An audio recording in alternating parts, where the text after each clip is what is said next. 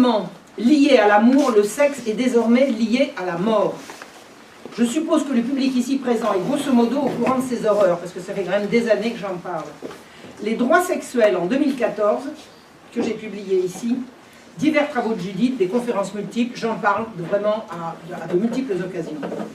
Revoici une analyse de mon amie Judith Reisman, qu'elle a écrite en 2017, sur les origines et les conséquences de ce retournement de la vie à la mort. Un état des lieux de 2017 en matière d'agression sexuelle des enfants, un état des lieux fait aux États-Unis, nous apprend de sources tout à fait officielles que les abus sexuels sur les enfants ont atteint en Amérique un niveau épidémique et que des dizaines de milliers d'enfants seraient exploités sexuellement dans le pays chaque année. Qu'est devenue l'Amérique pudique et même pudibonde de l'après-guerre, de la Seconde Guerre mondiale? Cette chute a une histoire. La loi américaine a toujours interdit la diffusion de matériel pornographique et le premier amendement américain qui garantit l'entière liberté d'expression ne s'applique pas à la pornographie. Chacun est libre de faire ce qu'il veut à domicile, donc ce n'est donc pas la possession de matériel obscène qui est en cause, mais la loi n'intervient que pour ce qui concerne la diffusion, la vente et la production de matériel obscène. Qu'est-ce qui est obscène? Est obscène ce qui choque la pudeur et est calculé pour exciter des pulsions sexuelles. L'obscénité a toujours été considérée comme dangereuse pour tous, mais en particulier pour les jeunes.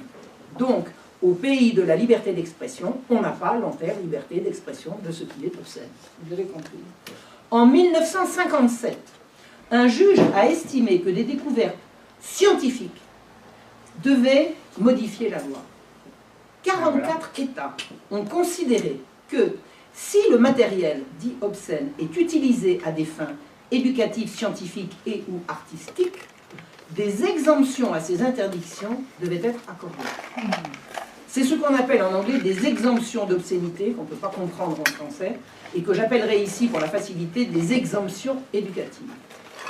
Ces exemptions concernaient également la diffusion de ces mêmes matériaux obscènes à des fins non lucratives, mais par des jeunes de moins de 21 ans, à d'autres jeunes n'ayant pas plus de 5 ans de moins qu'eux.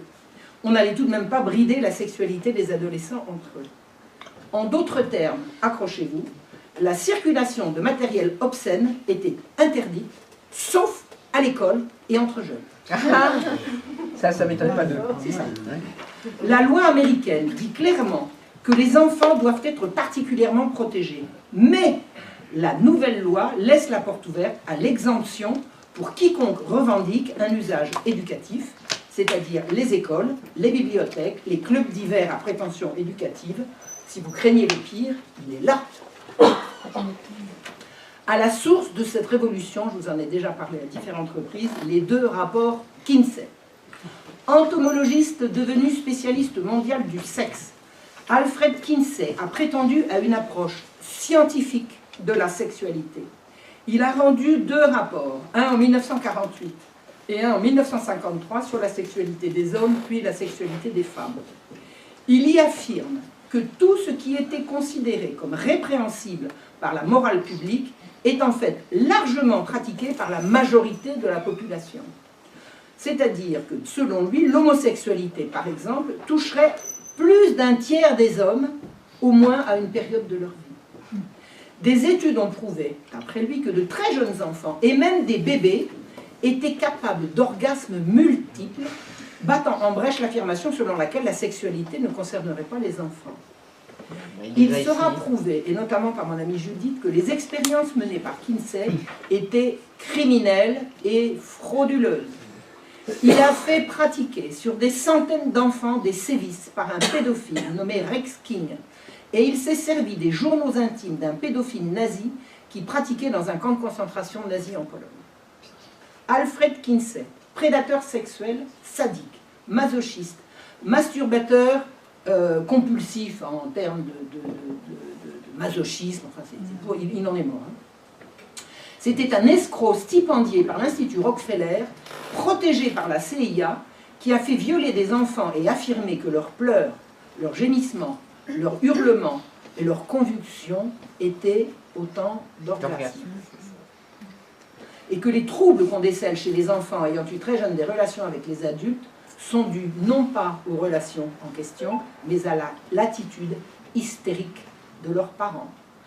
C'est lui qui a assuré, et c'est repris partout, que les enfants sont sexuels dès leur naissance et que toute forme d'activité sexuelle infantile est normale et inoffensive. C'est le rapport Kinsey qui a fait réviser la loi américaine. Toutes les lois touchant à la délinquance sexuelle devaient être révisées puisque si on appliquait la loi, il faudrait mettre en prison 95% de la population masculine. C'est lui qui le dit. Il a prétendu, tout le monde couche avec tout le monde, la sodomie est banale, la bestialité est chose courante et tout le monde va bien. Ce sont des mensonges. Kinsey et ses partisans ont assuré qu'il fallait revoir la morale, ils l'ont renversée. Et on a même modifié le code pénal à la suite de ces mensonges.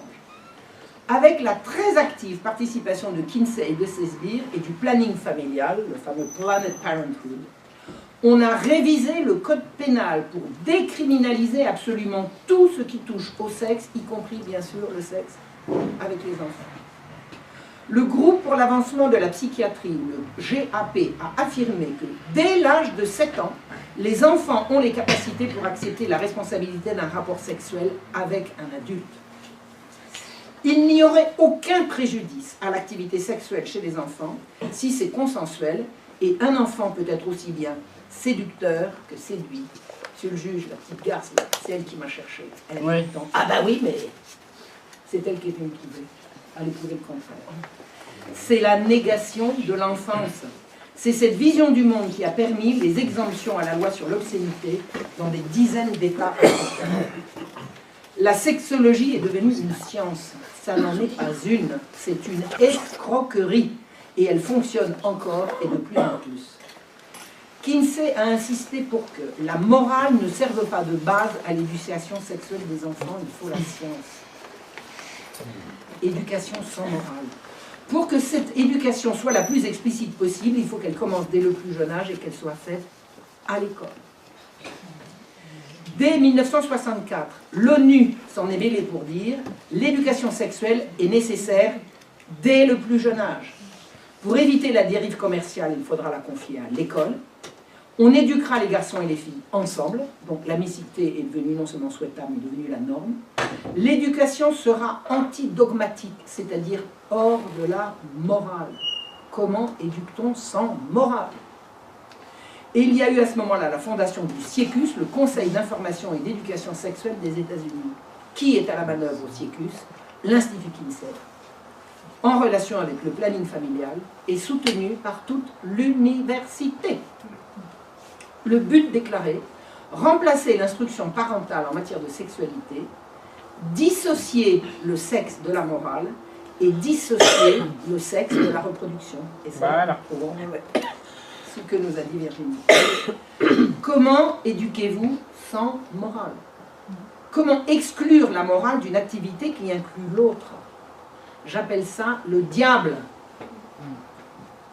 Et ils le disent eux-mêmes, c'est comme de diffuser une nouvelle religion.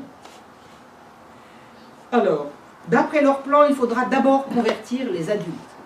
Ils ont créé un institut de formation d'éducateurs sexuels. En 1980, déjà 100 000 éducateurs et instructeurs sexuels avaient été ainsi formés, et ils sont désormais habilités à fournir aux enfants les matériels disponibles grâce aux exemptions à la loi sur l'obscénité. Dans ces centres de formation, on abreuve les étudiants de films pornographiques à haute dose avec toutes les perversions possibles.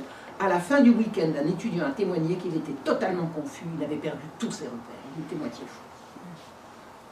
À aucun moment de tout le week-end, le mot amour n'a été prononcé. On vous parle de sexe, ne confondez pas deux. Et à la fin, dans le courant de ces séminaires, on a fait venir des prostituées pour les travaux pratiques. Le but de ces formations est de totalement en arriver à supplanter les parents qui risquent de perturber et même supprimer l'expression sexuelle des enfants. Les parents, voilà l'ennemi. Dès 1958, une première expérience de cette nouvelle éducation a été faite à Washington Dans les quartiers pauvres, noirs à 80%. On n'allait pas commencer par les beaux quartiers. Malgré la résistance des conseils scolaires, on a imposé de montrer aux enfants, à partir de 3 ans, des accouplements d'animaux et des dessins animés montrant une copulation humaine en détail. À partir de là, le programme s'est répandu dans tout le pays avec le but avoué d'arracher l'enseignement de la sexualité aux parents. Désormais, tout est permis. Films pornographiques, cours de vagabondage sans limite, dessins animés montrant des enfants se masturbant avec le commentaire que c'est normal, même si papa dit le contraire. Ce qui n'est pas expliqué en cours est de toute façon disponible à la bibliothèque, qui montre des orgies monstrueuses impliquant de très jeunes enfants en accès libre à la bibliothèque de l'école. Bientôt, l'événement surprise pour tout le monde à l'école, y compris les tout-petits, d'une drag queen monstrueuse qui se déshabille, se tortille en string, fait de la gymnastique avec sa langue et écarte les jambes. Une école a organisé une fête où toute la décoration était faite de bougies pénis et vagins en sucette avec concours récompensés par des godemichets, accessibles à partir de 11 ans. Les parents indignés sont priés de se taire ou de se faire soigner.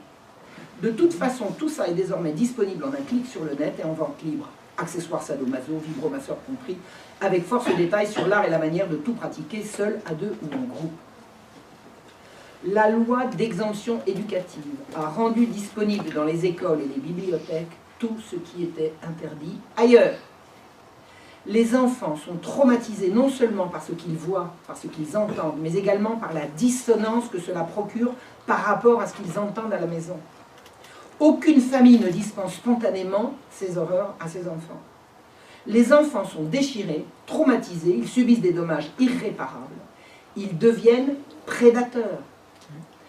Le cas de Judith Reisman est à cet égard exemplaire. Judith Reisman a eu, quand elle avait 38 ans, a appris que sa petite Jenny, qui avait 11 ans et qui était en train de sombrer dans la dépression, était violée depuis 1 an par le voisin du dessus qui en avait 13.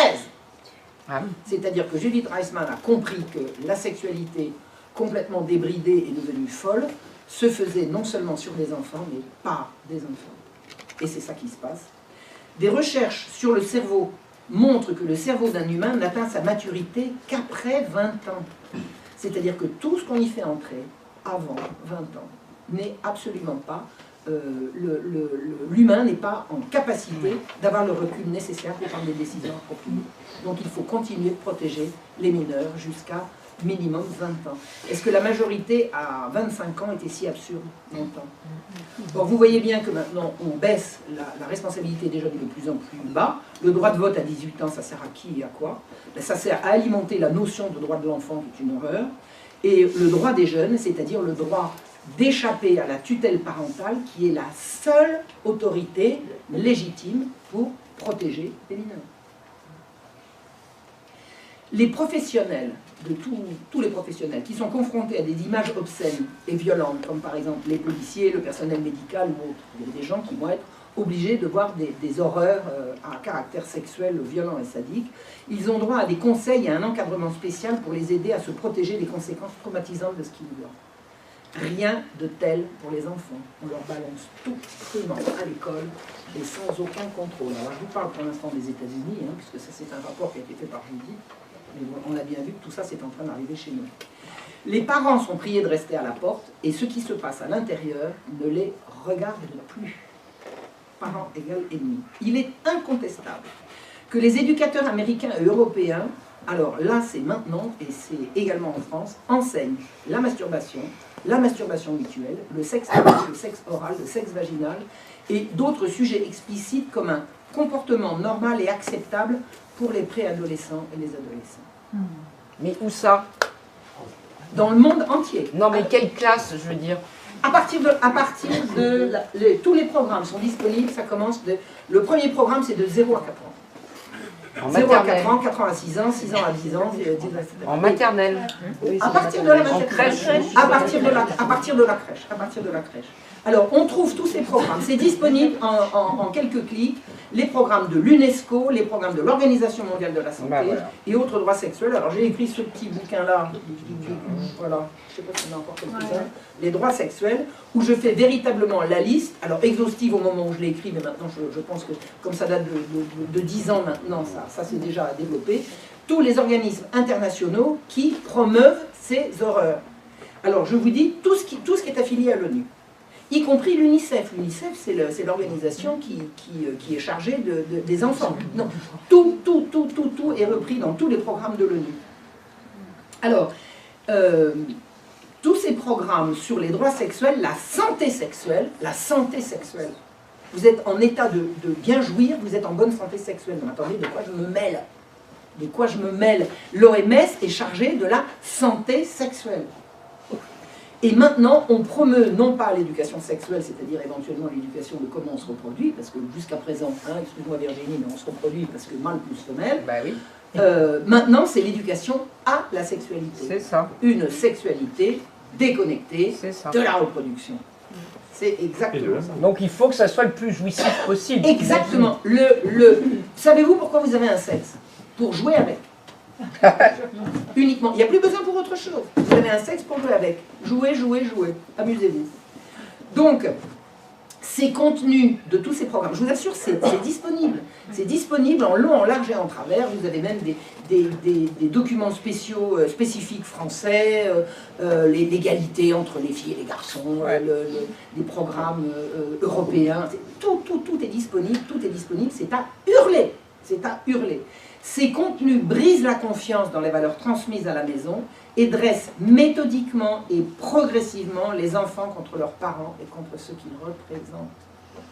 Et à l'heure actuelle, et moi je le constate de plus en plus autour de moi, vous aviez de mon temps, comme disent tous les vieux cons, j'en fais partie, je veux bien, on avait peur de ne pas mériter l'amour de ses parents. Aujourd'hui, les parents craignent de perdre l'amour de leurs enfants. Et les parents ont peur de leurs enfants. Et il y en a de plus en plus. Les enfants sont devenus anxieux, confus, silencieux ou bien surexcités, désorientés, incapables d'apprendre, violents, ingrats, perdus. Depuis que le sexe a fait son entrée à l'école, on a une explosion de maladies, de crimes sexuels et de désespoir chez les jeunes. Les naissances hors mariage ont explosé, alors qu'on avait tout leur expliqué pour que précisément il n'y ait plus de naissances hors mariage. Il n'y en a jamais eu autant. La pornographie a explosé. Elle est de plus en plus violente, sadique et meurtrière. Avant la pornographie, c'est on vous montrait comment on faisait l'amour. Maintenant, on vous montre comment on supplicie les autres. Les avortements se font en douce à l'infirmerie de l'école. Les enfants violent des enfants dès la maternelle. Moi, j'ai vu 2 cas d'une petite fille qui a été violée dans la cour de l'école maternelle par 4 garçons de son âge. 2 années de suite. 2 années de suite. Une fois quand elle avait 4 ans, une fois quand elle en avait 5. Et j'ai vu également une petite fille qui, dans la cour d'une autre cour de récréation, a été violée par d'autres petites filles. Oui, déshabillées, entravées, pénétrées, violées, maltraitées.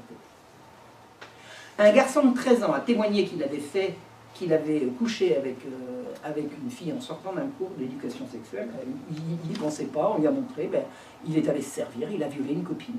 Voilà, il avait 13 ans, premier viol, 13 ans. Des jeunes filles se plaignent de la pression qu'on exerce sur elles à l'école pour qu'elles couchent alors qu'elles voudraient attendre l'amour. T'es pas bien. La quoi?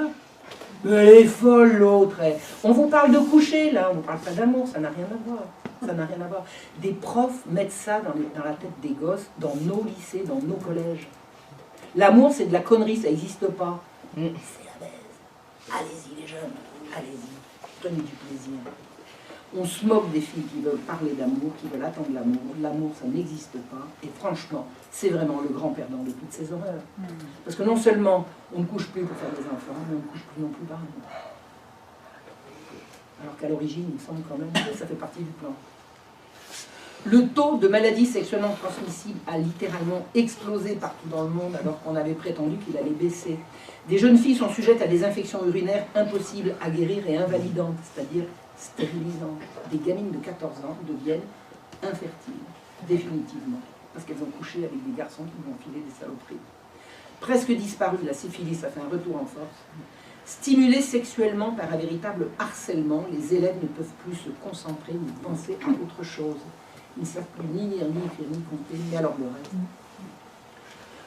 En détruisant les enfants, on les dresse contre leurs parents qu'on présente comme leurs ennemis. Et votre enfant est plus longtemps à l'école que chez vous.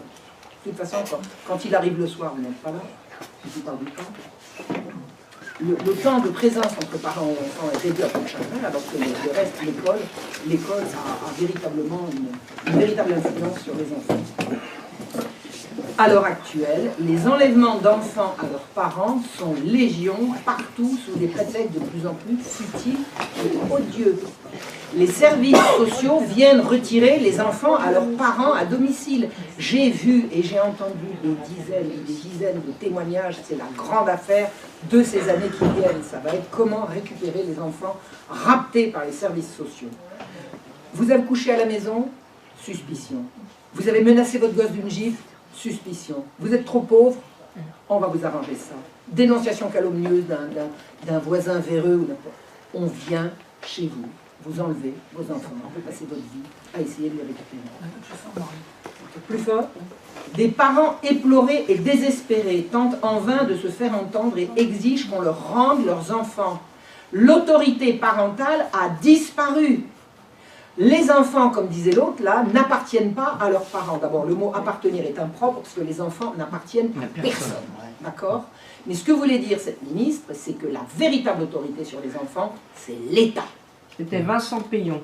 Non, c'était Laurence Rossignol. Laurence Rossignol. Ah, Vincent Payon, il voulait arracher l'enfant au départ. Non, il a dit Vincent Non, Payon, mais il a repris les enfants Robespierre. n'appartiennent pas à leurs parents, mais c'est Laurence Rossignol, absolument. La révolution n'est pas terminée. Voilà. Oui, l'autre, c'est la révolution n'est pas terminée. Donc l'autorité paternelle a disparu, alors que l'autorité paternelle, c'était le rempart. C'était le rempart. Imaginons, vous avez votre gamine qui revient de l'école, elle est habillée comme une pute, elle a les seins à l'air, elle a un string qui lui déborde de la jupe, machin chouette et tout, vous lui dites habille-toi mieux, elle va se plaindre au machin qui va se dire, de ce moment on vous l'enlève. Bah, vous portez atteinte à ses droits sexuels, non? Oh, les droits sexuels.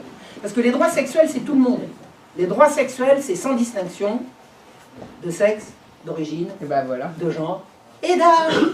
Et d'âge. Vos petits-enfants ont des droits sexuels, vous n'avez pas le droit de vous opposer, de vous y opposer.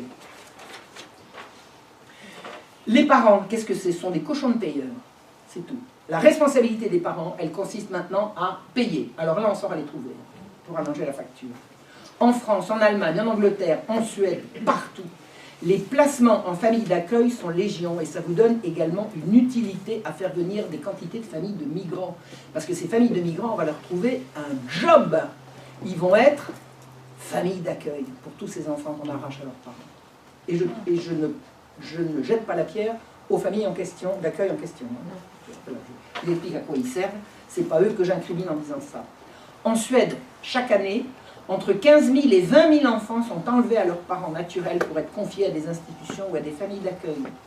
La délation est organisée par l'école et l'infirmière ou les intervenants extérieurs qui viennent mettre les enfants en rond, les font parler et notent tout ce qu'ils auront raconté sur ce qui s'est passé à la maison. C'est pour leur bien.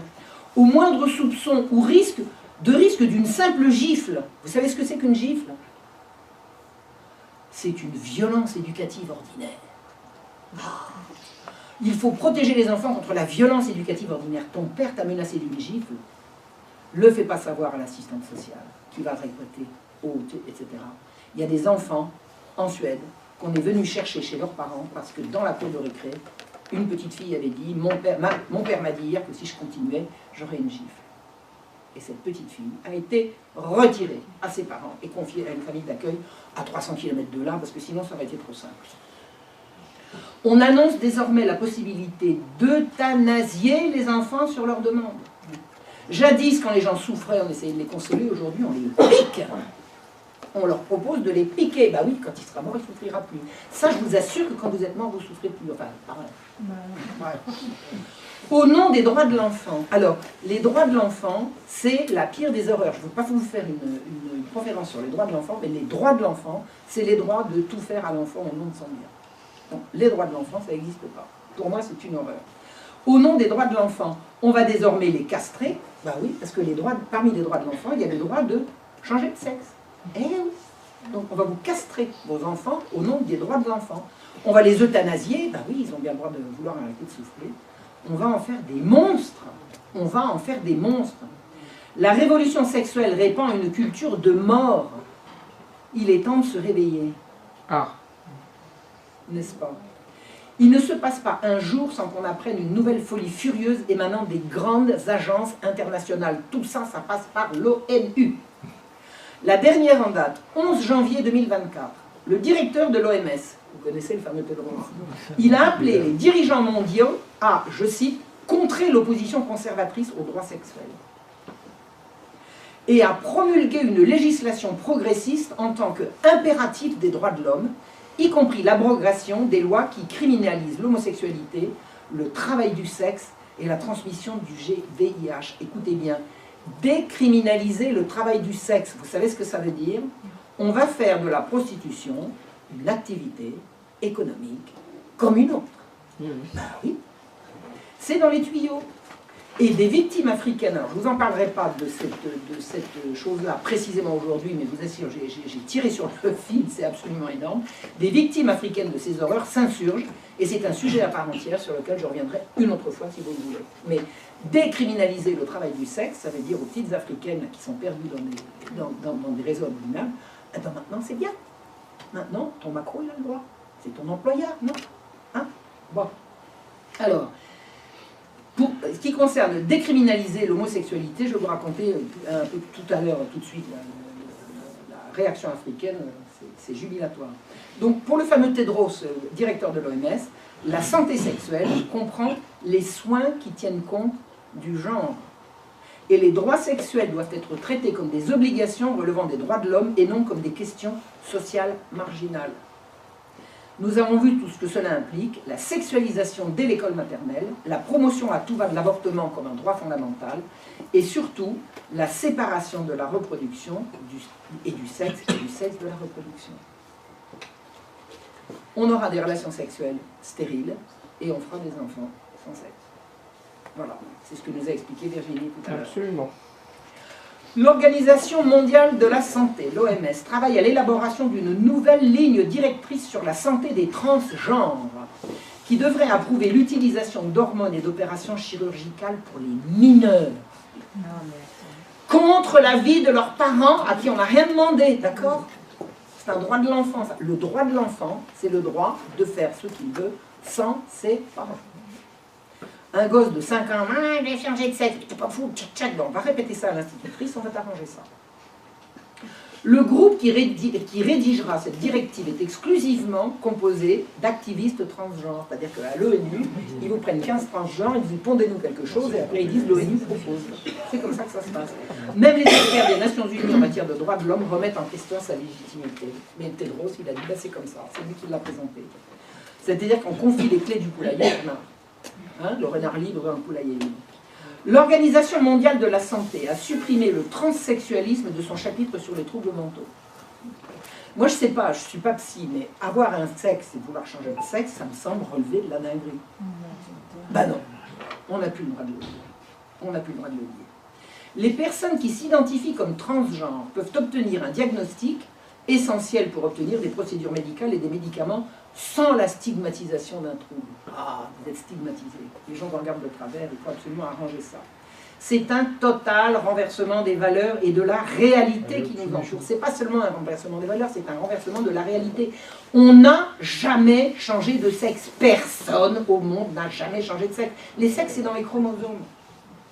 Un monsieur qui se présente avec un vagin et si on lui a coupé le zizi, est-ce que vous croyez qu'il va avoir des problèmes de prostate? Enfin, plutôt une femme qui a... Excusez-moi, je me suis trompée. Est-ce qu'il va avoir des règles douloureuses?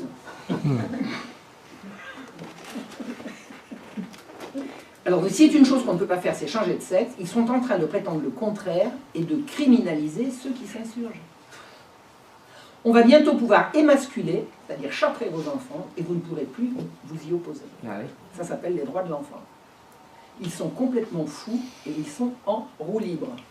Ils sont en roue libre, tous les jours, ils sortent quelque chose de nouveau. Moi, je dis que leurs jours sont comptés, parce que la résistance s'organise et qu'elle marque des points. Des petits points, mais vous savez, un petit point, puis un petit point, puis un petit point.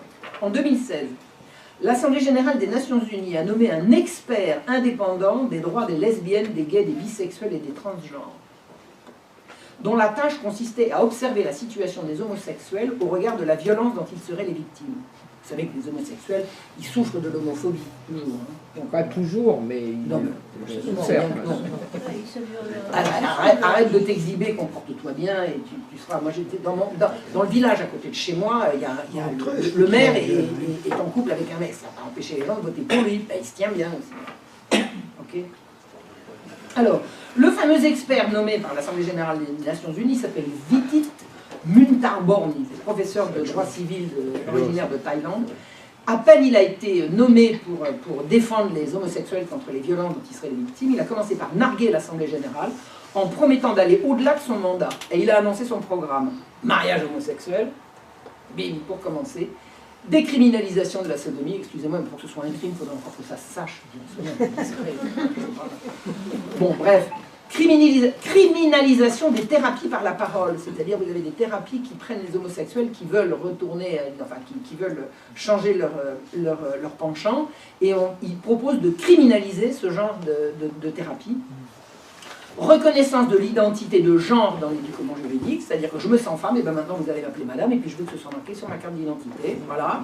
Acceptation sociale de l'homosexualité, et enfin, endoctrinement des enfants par la propagande à tous les niveaux. Donc le gars, il est nommé pour protéger les homosexuels, et voilà ce qu'il annonce, pif paf. Son premier rapport, 6 mois plus tard, était truffé de fausseté sur le droit international. Il y avait des gens vraiment dans ces grandes instances qui ont planché pour essayer de voir comment on pouvait contrer ça. Alors, il dit que le droit international n'a jamais pris de dispositions contraignantes en matière d'orientation sexuelle ou d'identité de genre, alors qu'il prétend le contraire. Et il a qualifié, alors ça va vous rappeler quelque chose, de discours haineux, tous les messages négatifs envers les homosexuels ou les transgenres, et il a demandé qu'on les retire des médias sociaux. C'est-à-dire que dès que vous allez dire quelque chose contre ces lobbies, on va appeler ça discours haineux et on va recouper la suite. Ça ne marche plus, le discours haineux. Alors, j'aime beaucoup le discours amoureux et plein de bienveillance des gens qui nous poursuivent pour des discours haineux. Alors, regardez comment ils vous traitent, enfin bref. En 2019, le successeur de ce Vitit Muntarborn s'appelait Victor Madrigal Borlos, c'est un avocat costaricain. Il a déclaré à l'Assemblée générale que les États devront prendre des mesures décisives contre les autorités religieuses, les dirigeants ou les agents religieux qui portent atteinte aux droits des personnes LGBT par la violence et la discrimination, y compris les discours haineux. C'est-à-dire que là, il déclare la guerre aux religions. En juillet 2021, il a dit que le changement de sexe était un droit, en vertu du droit international en matière de droits de la personne, ce qui est faux. Mais on prêche le faux, et les gens qui ne vérifient pas, ils disent « Ah ben c'est comme ça, c'est vrai », alors que c'est faux. Le 24 juin 2022, la Cour suprême des États-Unis a invalidé l'arrêt Roe contre Wade qui constitutionnalisait le droit à l'avortement. Alors, je ne sais pas si vous avez entendu parler de cet arrêt. Bien sûr. Donc, l'avortement n'est plus un droit fédéral, c'est désormais aux États de légiférer, depuis 2022. Oui. Donc, ça veut dire que vous avez des États où l'avortement peut être combattu, et puis d'autres où l'avortement... Où il va jusqu'à 9 mois. Oui. Alors, Victor Madrigal Borlos, le nouvel expert, il a dit qu'il s'agissait d'une action dévastatrice contre les droits de la personne des femmes lesbiennes et bisexuelles, ainsi que des hommes transgenres et d'autres personnes de genre divers ayant des facultés de gestation. En mai 2021, un rapport de l'UNICEF a fait savoir qu'il existe une bonne pornographie pour les enfants. Allons-y. Et il y a un certain Carl Zero qui l'a repris en disant si, ah bon 6 ans. Ah bah, t'es pas au courant. Il a dit ça? Ah bah alors, et puis il l'a dit, puis il l'a redit. Hein. Alors après, il a dit, non, mais c'est pas ce que j'ai voulu dire. Bah, peut-être qu'il n'a pas voulu dire, mais il a fait la langue à fourcher. Parce qu'il l'a dit. Mais il a dit, de toute façon, ils les regarderont, la pornographie. Alors il n'y a qu'à la regarder avec eux pour leur expliquer. Ah oui, c'est ça. C'était chez Pro. Oui, exactement. D'accord. Et ça, moi, quand j'ai mis ça sur la toile, on m'a dit, c'est même pas vrai. Alors j'ai dit, écoutez, voilà le lien. Hein. D'accord? C'est bon, je l'ai enregistré, le truc. Voilà. Maintenant, je veux bien croire que sa langue a fourché, mais enfin, c'est pas la peine de dire, je ne l'ai pas dit. En septembre 2022, l'OMS a publié une ligne directrice sur l'avortement sécuritaire. Il a exhorté les pays à supprimer toutes les restrictions légales à l'avortement, à limiter la liberté de conscience des professionnels de la santé, à fournir des pilules d'avortement par télémédecine. Les experts consultés par l'OMS pour aider à élaborer la ligne directrice provenaient principalement de groupes de défense de l'avortement. Et pareil, c'est toujours pareil de confier la clé du poulailler au renard, quoi. Un plan de mise à jour de son manuel Gender Mainstreaming pour affirmer que le genre n'est pas binaire homme-femme, mais plutôt qu'il existe un continuum. Ça, c'est Tedros, hein, c'est l'OMS. Ouais. Joe Biden a nommé Catherine Russell à la tête de l'UNICEF. Catherine Russell a une longue histoire de promotion de l'avortement et du terme controversé de santé et droits sexuels reproductifs dans la politique internationale. L'UNICEF accueille comme une initiative mondiale d'éducation intitulée « L'éducation ne peut pas attendre ». Elle promet ce fameux santé et droits sexuels reproductifs et l'éducation sexuelle complète pour les enfants dès le premier âge, dès le plus jeune âge. Le 4 janvier 2024, le Bureau des droits de l'homme de l'ONU a demandé la décriminalisation complète de la prostitution et la reconnaissance du travail, du sexe. Alors pourquoi est-ce que je vous ai annoncé une bonne nouvelle en vous racontant tout ça? Mais c'est affreux. Pourquoi? Eh bien parce que lors d'un vote à l'Assemblée générale des Nations Unies sur ces questions, les Africains se sont levés et ils ont dit non. Alors là, respect l'Afrique. Respect l'Afrique. J'ai traîné mes guêtres il y a 3-4 ans pour parler du sujet, chapeau. Vraiment, la résistance s'organise. Les Africains ont dit non aux questions homosexuelles et trans promues par le tsar LGBT. Les États-Unis sous Joe Biden et l'Union européenne. Ils ne veulent pas de la promotion de l'homosexualité. Ça ne veut pas dire qu'on va criminaliser les homosexuels, ça n'est pas la même chose. Mais arrêtez cette promotion. En novembre 2022, les pays traditionnels ont bloqué les références à l'orientation sexuelle et à l'identité de genre, à la diversité et à l'éducation sexuelle complète. C'est-à-dire que tous ces pays ont eu l'habitude de faire passer leurs motions comme ça, et brusquement, tac, vous avez des gens qui se réveillent en disant « nous, non, nous, on n'est pas d'accord ». Ces gouvernements ont fait des dizaines de déclarations contre l'agenda sexuel de la gauche. Au total, plus de 60 pays se sont opposés à ce qu'ils considèrent comme un langage dangereux et même radical. C'est-à-dire que le réveil est en cours. Dans une résolution sur les femmes et le développement, les pays ont tenté de supprimer les termes controversés sur l'avortement, l'homosexualité et le transgenrisme. Ils ont échoué, mais le vote a montré qu'il n'y avait pas de consensus aux Nations Unies sur ces questions. La plupart du temps, les questions passent, ces motions passent aux États-Unis parce qu'on dit il y a consensus, on ne discute pas et ça passe. Et là, hop, top, top, top, là, il n'y a pas consensus. Là non plus, il n'y a pas consensus. Là non plus, il n'y a pas consensus. C'est-à-dire que les pays opposés, les pays de culture traditionnelle, commencent à s'opposer et à s'organiser. De plus en plus, les pays d'Afrique et d'ailleurs montrent que ces motions ne sont pas acceptables. Ils accusent l'Occident de se préoccuper davantage des questions controversées que de financer des politiques pour aider les femmes à échapper à la pauvreté et à la faim. Parce que pour ces gens-là, la liberté des femmes, c'est l'avortement, c'est ceci, c'est cela, alors que pour les autres, c'est avoir accès à de la nourriture, avoir accès à de l'eau potable. Et ils écrivent « Nous avons oublié les millions de femmes qui aujourd'hui ne peuvent pas avoir un seul repas pour elles-mêmes, un seul repas pour leurs enfants, un seul verre d'eau pour elles-mêmes, un seul verre d'eau pour leurs enfants », a déclaré un délégué du Cameroun lors de l'adoption de la résolution. La libération des femmes, le bien-être des femmes, laissez tomber le sexe et commençons à parler du quotidien. Le délégué camerounais a accusé les pays occidentaux de transformer l'ONU en une université élitiste et de se concentrer sur un programme individualiste des droits de l'homme plutôt que sur les priorités de développement universellement acceptées, elles. Depuis 6 ans, les USA et leurs satellites tentent de faire adopter par l'ONU une résolution sur l'éducation sexuelle complète à l'école. Et ça, croyez-moi, ça fait longtemps que ça dure. Et ils cognent à chaque fois. J'en parle à chaque fois. L'éducation sexuelle depuis le plus jeune âge, voilà, c'est leur obsession. Et c'est partout maintenant en France, hein, ça c'est clair. Alors, incluant l'autonomie sexuelle des enfants, on n'a pas le droit de s'en occuper, ils font ce qu'ils veulent, l'encouragement à découvrir le plaisir sexuel, la masturbation et le transgenrisme. Le 15 avril 2023, lors d'une conférence annuelle sur la population, à la surprise générale, 22 pays de culture traditionnelle que sont l'Algérie, la Biélorussie, le Brunei du Ras Salam, le Cameroun, la République démocratique du Congo, l'Égypte, l'Érythrée, l'Éthiopie, la Gambie, l'Irak, l'Iran, la Libye, le Mali, la Mauritanie, le Nigeria, la Syrie, la Fédération de Russie, l'Arabie Saoudite, le Sénégal, le Yémen, l'Ouganda et le Zimbabwe ont bloqué la résolution. Paf! Ah, Le président de la conférence, l'ambassadeur moldave, avait présenté le projet final à 22h30 le jeudi soir pour adopter le vendredi matin. Et bien, ils se sont arrangés toute la nuit pour être prêts et à 8h, ils ont bloqué le truc. Ah! Coup d'essai, coup de maître. Alors, à propos du Cameroun, on les a retrouvés, le Cameroun, on les a retrouvés dans les deux résolutions. À propos du Cameroun, je vais raconter un truc.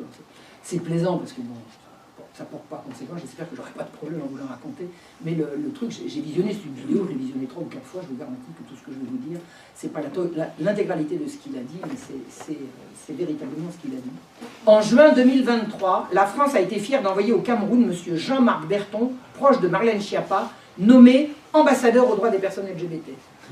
C'est-à-dire que vous voyez, l'Afrique, c'est ça dont elle a besoin. Vous voyez ce que je veux dire?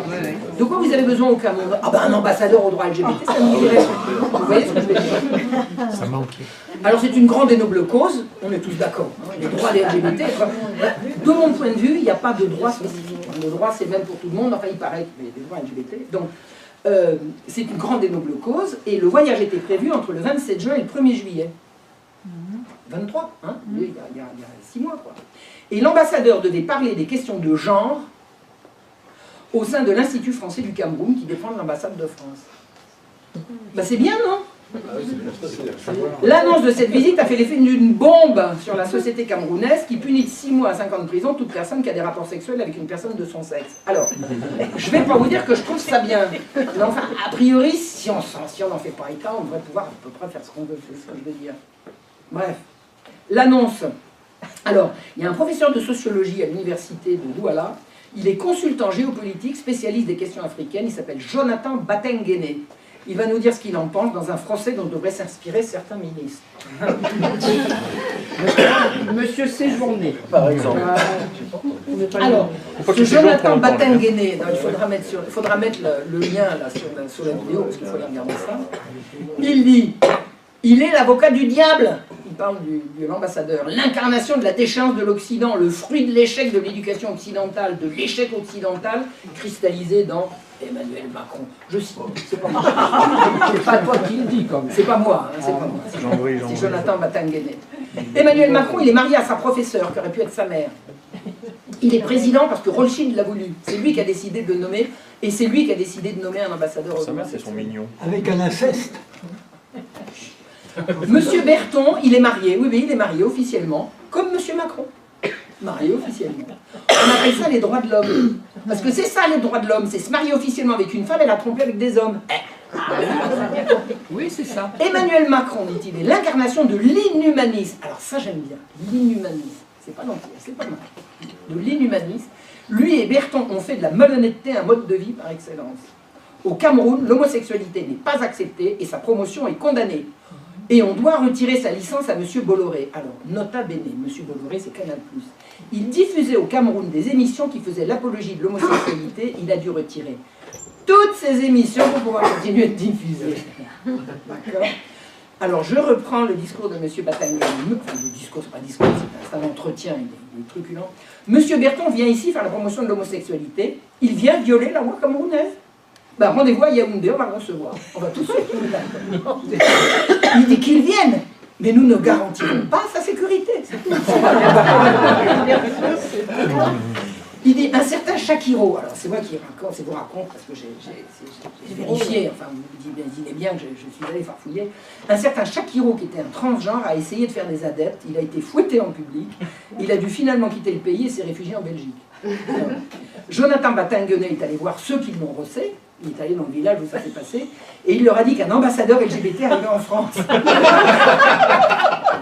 Ils lui ont répondu qu'ils peuvent en fouetter un deuxième, qu'ils ont beaucoup d'amis à Yaoundé qui pourraient s'en charger. Alors, je reprends le discours de M. Batengene, le Cameroun n'est pas un repère de PD et de lesbiennes. Voilà. C'est pas une terre d'accueil pour l'homosexualité. Cette visite est inopportune. Voilà. Je vais le dire dans leur langage. Le Cameroun est un pays profondément homophobe. Nous sommes, moi je suis profondément homophobe, Et Berton, ici, tu ne sais pas comment tu pourras t'en sortir. Même les policiers qui vont le garder, c'est des homophobes. Les gars de la garde présidentielle qu'on va t'assigner sont homophobes. Ce sont des pères de famille. Monsieur Berton, arrêtez cette filouterie intellectuelle. La France est morte. Le génie de la France est mort. La France a à sa tête une élite en déliquescence. Cette France-là gagnerait à écouter les Africains.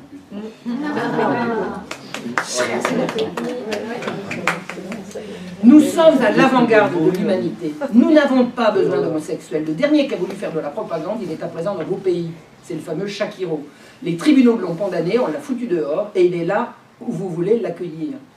Si vous voulez accueillir toute la racaille homosexuelle de l'Afrique, on peut vous les envoyer, on n'en a pas besoin. Si cet homosexuel est venu pour le rapatrier, eh ben, qu'il prépare un vol spécial et qu'il les emmène tous. La conclusion qui s'impose à cette diatribe, parce que je me suis marré, c'est que c'est un universitaire camerounais. La conclusion, c'est qu'il est homophobe. On est d'accord? Ben, il n'est pas utile de lui dire, puisqu'il l'assume parfaitement. Donc on va arriver à un jour où homophobe, ben oui. Ben, oui. Et alors? Donc, la suite. Le voyage a été finalement annulé et Canal+ a renvoyé tous ses programmes inopportuns. C'est-à-dire qu'en fait, le Cameroun a réussi à... Et alors, récemment, il a réussi à faire reculer. Récemment, je crois que c'est comment il s'appelle? Enfin bref, récemment, un homme politique de gauche a dit « Ouais, la France, de toute façon, maintenant, tout ce qu'elle est capable d'envoyer en Afrique, c'est des ambassadeurs LGBT. » Ben oui. Ben oui. La Russie, la Chine, ils envoient des programmes de développement, etc. Et la France, on leur envoie des LGBT. Moins cher. Alors, j'ai déjà dit cette chose-là, je crois que j'ai déjà dit ici, mais enfin, vous n'étiez pas forcément tous là, ce que c'est que la loi sur l'homophobie en France.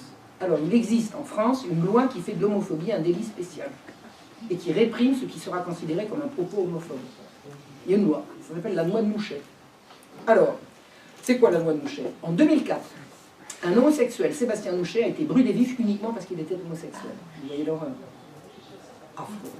Le garde des Sceaux, Dominique Perben, a déclaré « J'ai été bouleversé par ce qui est arrivé à Sébastien Mouchet. » C'est-à-dire que le gars, il y avait des photos de lui qui circulaient, il avait une visage complètement brûlée, c'était atroce.